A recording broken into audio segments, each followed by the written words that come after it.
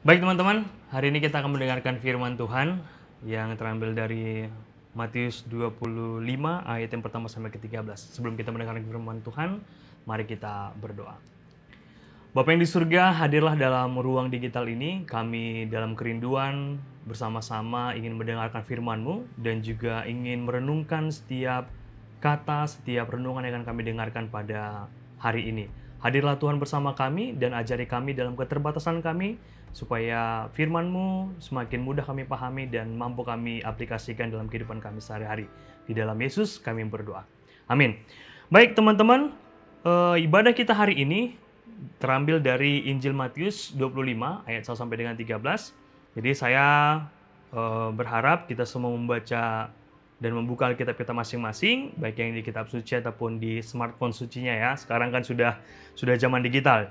Jadi saya akan bacakan, teman-teman dan juga guru yang ikut beribadah hari ini bisa memperhatikan secara seksama. Pada waktu itu, hal kerajaan sorga seumpama 10 gadis yang mengambil pelitanya dan pergi menyongsong mempelai laki-laki. 5 diantaranya bodoh dan 5 bijaksana. Gadis-gadis yang bodoh itu membawa pelitanya tetapi tidak membawa minyak.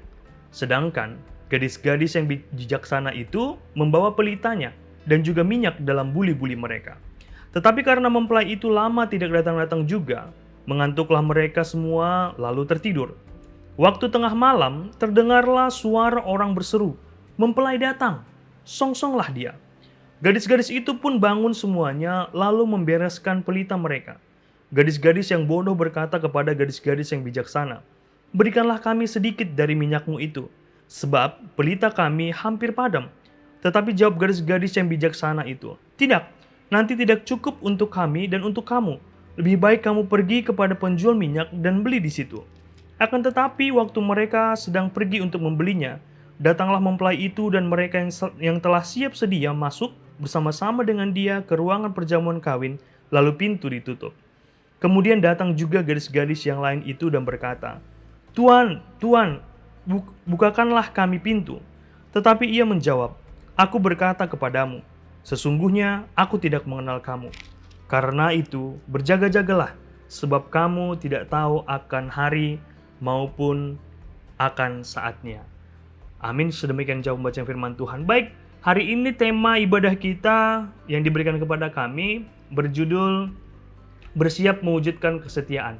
Nah, saya mau ngajak teman-teman juga yang ikut beribadah hari ini, kita belajar dulu, apa sih yang menjadi sebuah keunikan dari pengajaran Yesus? Yang pertama adalah, dari para nabi dan juga para pengajar yang lain, Yesuslah yang pertama sekali menggunakan perumpamaan.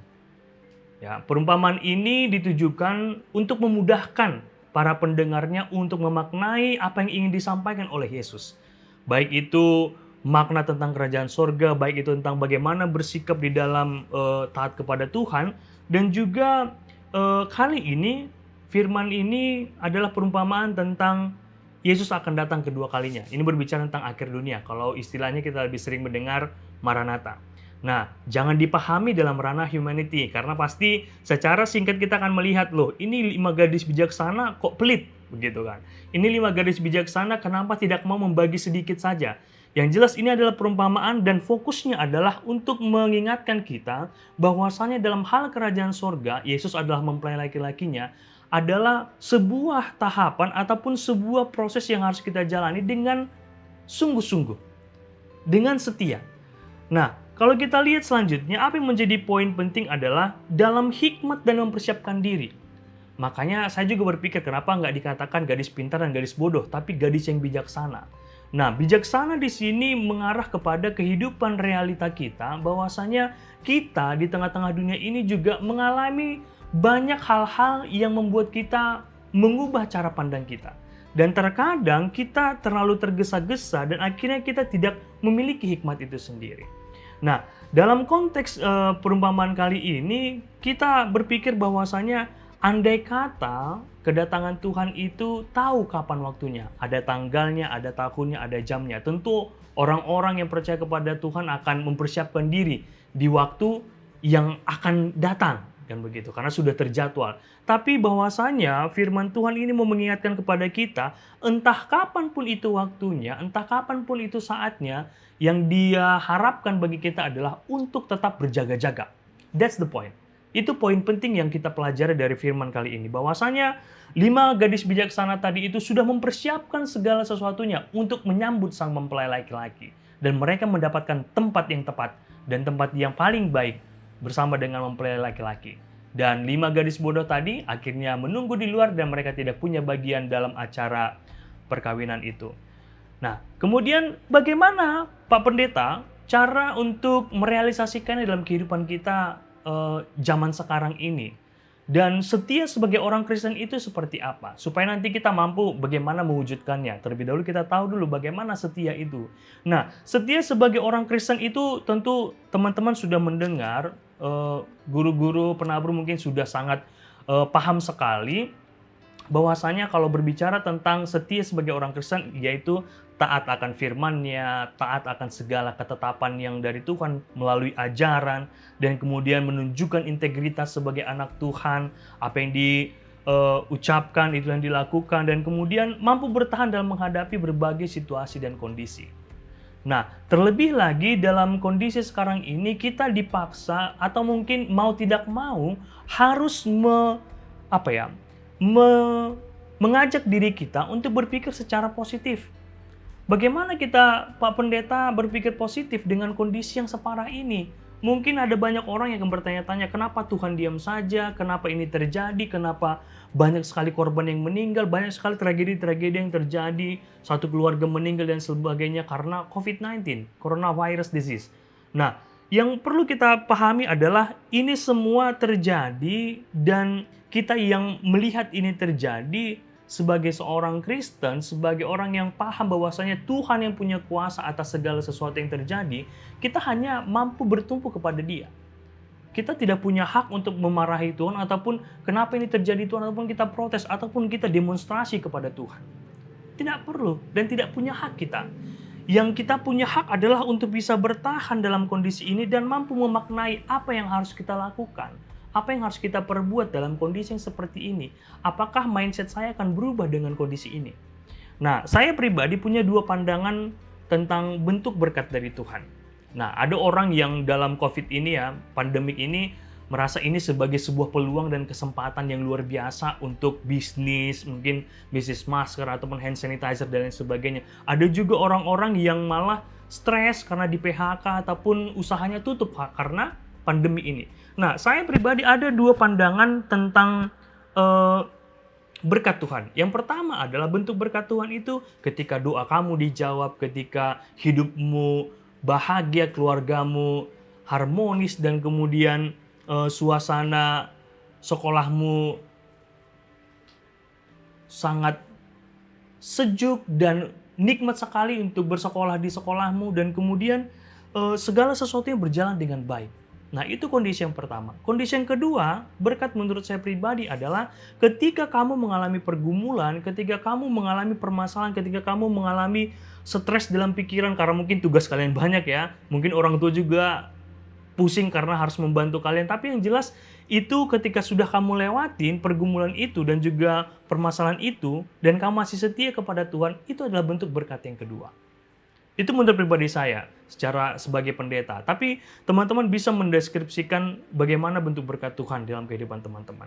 Nah, selanjutnya dalam kondisi ini teman-teman, saya berharap kita semua mampu menerjemahkan masa COVID ini adalah masa di mana kita harus berbenah, kan gitu.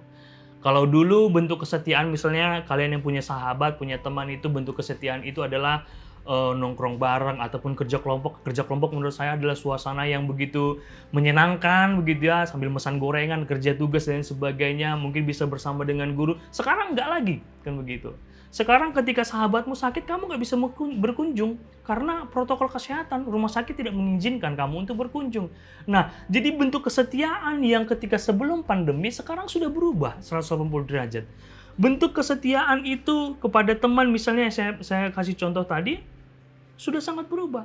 Bahkan dalam hal kekeluargaan pun kita misalnya tidak bisa bersilaturahmi, apalagi misalnya ke rumah orang tua kita, opa, oma, kakek, nenek yang sudah lama tidak dikunjungi, kita tidak bisa karena itu sangat rentan sekali potensi untuk terjangkit virus COVID-19. Nah, jadi yang jelas hari-hari ini bentuk setia itu dalam kondisi pandemik ini sudah sangat berubah, ya kan? Kalau dulu teman-teman mungkin sering nongkrong bareng, ada teman kelompok, mungkin ada grup ya, grup boba gitu kan. Sekarang nggak bisa lagi bareng-bareng minum boba dan lain sebagainya. Nah, ini juga termasuk sesuatu yang pasti yang akan kalian rindukan ke depannya. Dan tentunya doa kita adalah COVID segera selesai. Nah, dalam kehidupan Kristen, sekarang bentuk setia itu juga sudah berubah. Kalau dulu kesetiaan sebagai seorang Kristen itu harus hadir di gereja tepat waktu, tidak terlambat, dan mengikuti ibadah dengan begitu serius dari awal sampai akhir, baik itu ibadah Paskah, Natal, dan lain sebagainya. Dan sekarang enggak. Sekarang kamu harus hadir di ruang Zoom. Sekarang kamu hadir di dalam platform YouTube, Instagram, atau Facebook untuk ikut gereja. Nah, itu juga menjadi sesuatu yang sangat berubah sebagai status kita sebagai orang Kristen begitu. Nah, dan kemudian harapannya ketika dalam kondisi serba digital sekarang ini, apakah teman-teman bertumbuh? Apakah kesetiaan teman-teman kepada Tuhan itu bertumbuh? Apakah lebih banyak belajar tentang firman Tuhan, lebih banyak membaca firman Tuhan, lebih banyak ikuti seminar ataupun channel-channel yang menyuguhkan tentang pengajaran akan kekristenan, atau tidak? Kalau dulu kan firman Tuhannya 2-3 orang berkumpul, di situ aku hadir. Nah, sekarang mungkin harus kita geser 2-3 orang online dalam Zoom ataupun dalam ruang digital, di situ Tuhan hadir. Ada altar dalam ruang digital itu. Nah, jadi teman-teman semua, bagaimana mewujudkan kesetiaan? Nah, ini kita kembali kepada topik khotbah kita hari ini, bahwasanya mewujudkan kesetiaan itu adalah bagaimana kita belajar dan memahami terlebih dahulu makna kesetiaan itu, dan akhirnya kamu akan tahu bagaimana what should I do sebagai seorang yang ingin menunjukkan kesetiaan, karena Tuhan kita lebih setia kepada kita, kan begitu. Itu yang perlu pertama. Dan kemudian ada tanggung jawab, karena kita ini adalah anak-anak Tuhan. Tanggung jawab sebagai seorang anak itu harus mengikuti apa yang sudah diajarkan oleh Bapa yang di surga. Nah, itu mutlak, kan begitu. Walaupun terkadang kita mengatakan, aku tidak sempurna Pak Pendeta, aku masih perlu belajar banyak, tapi yang jelas ini adalah tujuan utama kita. Nah, menjadi PR kita yang terus bergerak. Kita harus terus-menerus mengikuti apa yang terjadi di dalam dunia ini. Sekarang kalian harus beribadah secara online, mungkin sekarang di dalam kotak-kotak Zoom ini ataupun dalam kotak ini sekarang saling berdampingan satu sama lain, tidak bisa bahkan bernyanyi bersama juga sulit karena harus delay kan begitu. Nah, tapi yang jelas yang ingin saya sampaikan kepada teman-teman dan juga guru-guru di Penabur, bahwasanya kita sudah merasakan kesetiaan dari Tuhan.